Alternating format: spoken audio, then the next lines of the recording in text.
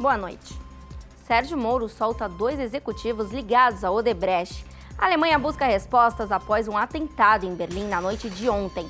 E ainda, atirador fere 3 pessoas em Zurique, na Suíça. Você acompanha essas e outras informações agora no RB Notícias.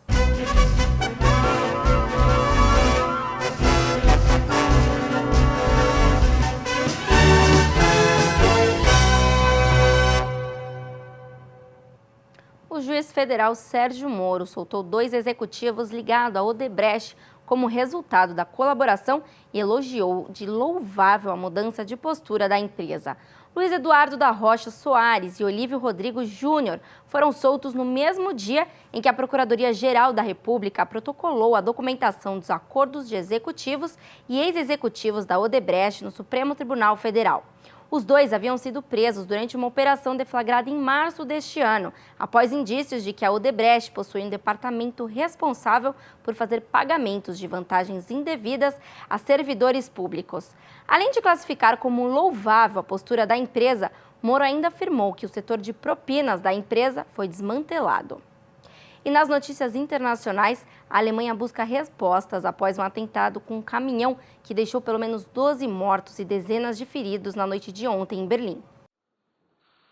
A polícia alemã tem dúvidas de que o homem detido após o atentado que deixou mortos e feridos em Berlim na segunda-feira seja mesmo o autor do massacre.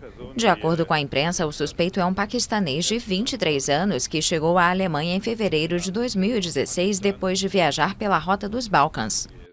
Eine Person wurde als möglicher Tatbeteiligter. Uma pessoa foi presa como o possível suspeito pela polícia. Ele nega o ato. A investigação vai continuar.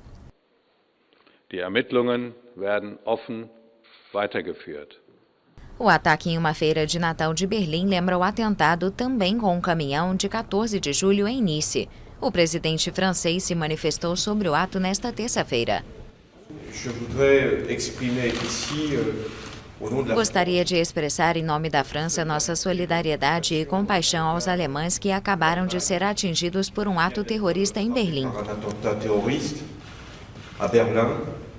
Hollande também afirmou que seu país está sob um alto nível de ameaça terrorista. O atentado na capital alemã deixou pelo menos 12 mortos e 48 feridos. E enquanto isso, testemunhas contam sobre o horror que viram de perto na noite de ontem. Berlim está em choque com o atropelamento e a morte de várias pessoas. Um caminhão atingiu um mercado de Natal na noite de segunda-feira, na área central da cidade.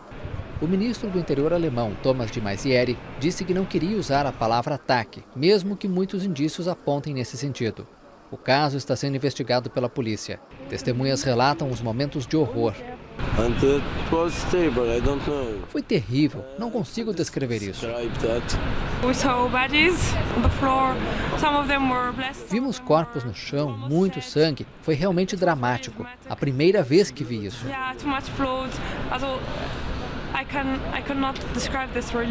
A polícia disse que prendeu um homem que é o caminhoneiro, mas de acordo com diferentes veículos da imprensa alemã, o motorista do caminhão, cuja placa é da Polônia, teria fugido.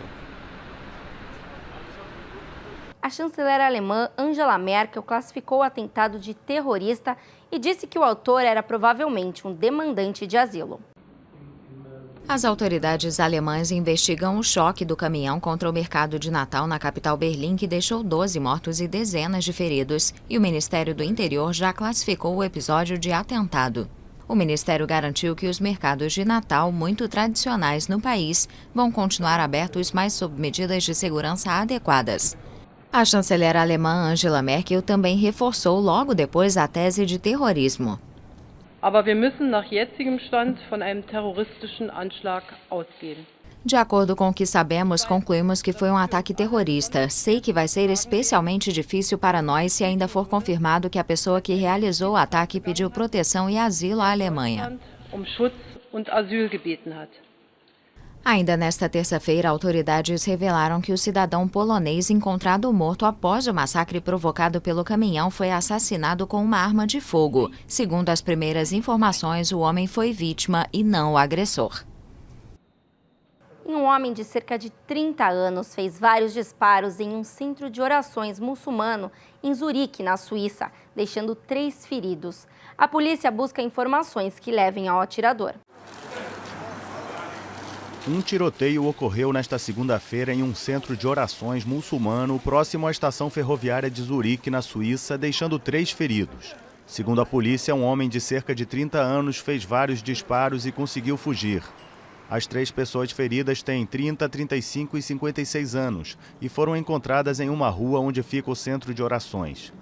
A identidade dos feridos não foi revelada e nem a gravidade dos ferimentos.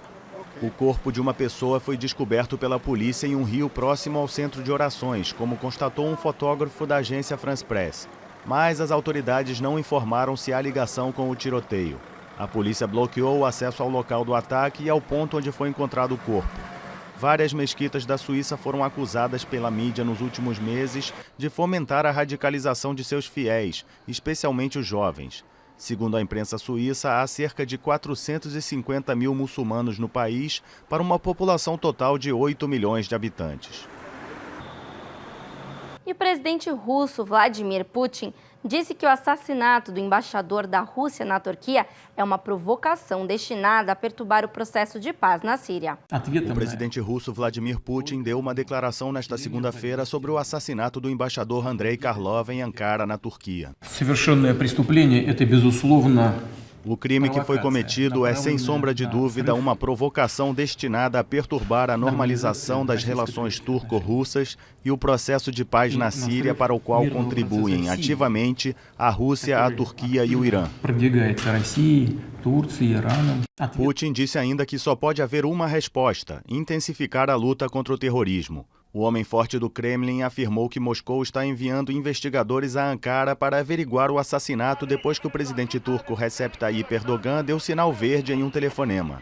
O ataque ocorreu dias depois de protestos na Turquia sobre o envolvimento russo no conflito na Síria, embora Moscou e Ankara agora trabalhem em estreita colaboração para a retirada de civis da cidade de Alepo.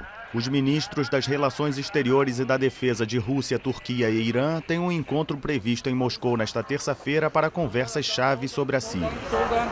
Agora vamos voltar ao Brasil e conversar com Larissa Vaz sobre como fica um tempo em todo o Brasil amanhã. Boa noite, Larissa.